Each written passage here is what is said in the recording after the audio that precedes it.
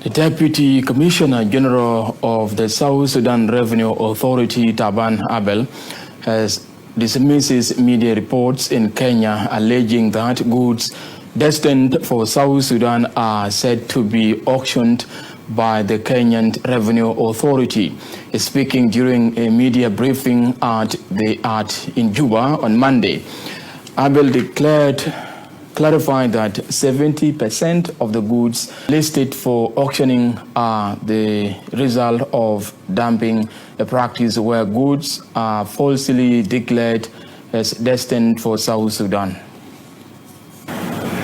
So the problem largely is between the ICDs, that is internal cargo depots, and the importers.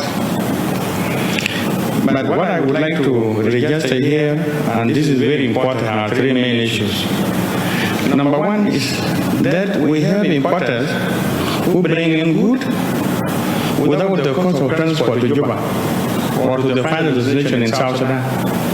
So they bring things, others they order online, bring it to Kenya, it reaches Kenya, and you don't bring it to South Sudan, the final destination. It keeps parking there, and you are paying the cost per day, the government. The second thing is the exemptions, the delay in exemptions. The problem with the delay of exemptions here, and especially that's where UN is mentioned, it is because of the scrutiny. Now, our exemption policy here in South Sudan is that you apply to the Ministry of Finance, not to South Sudan Revenue Authority. But what is causing delay sometimes is the scrutiny, because there are a lot of irregularities happening with the applications of exemptions. And I must make this clear today to the media. When we find UN,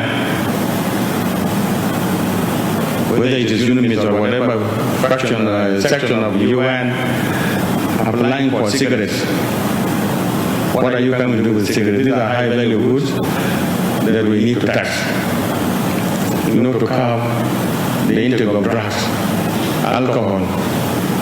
So it has made the scrutiny to be tough at this time. The third thing is dumping. Most of those cargoes that you, especially UI radio, that you have reported to be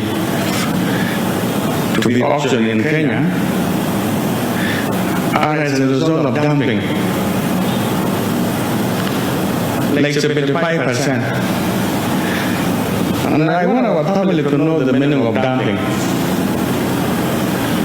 Dumping is when some people, business people, go and bring in goods in the name of South Sudan, when these goods actually are not coming to South Sudan. They go and dump them somewhere.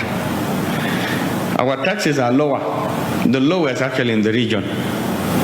So when you are importing in goods that are destined for Congo, you go and label them that they are going to South Sudan.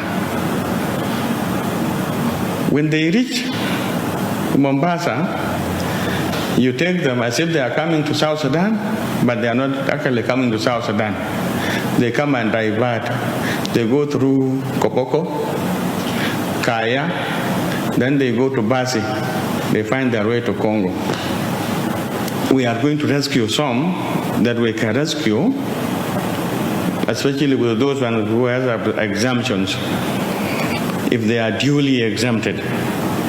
But those ones, especially the individuals who have not cleared their goods, or who have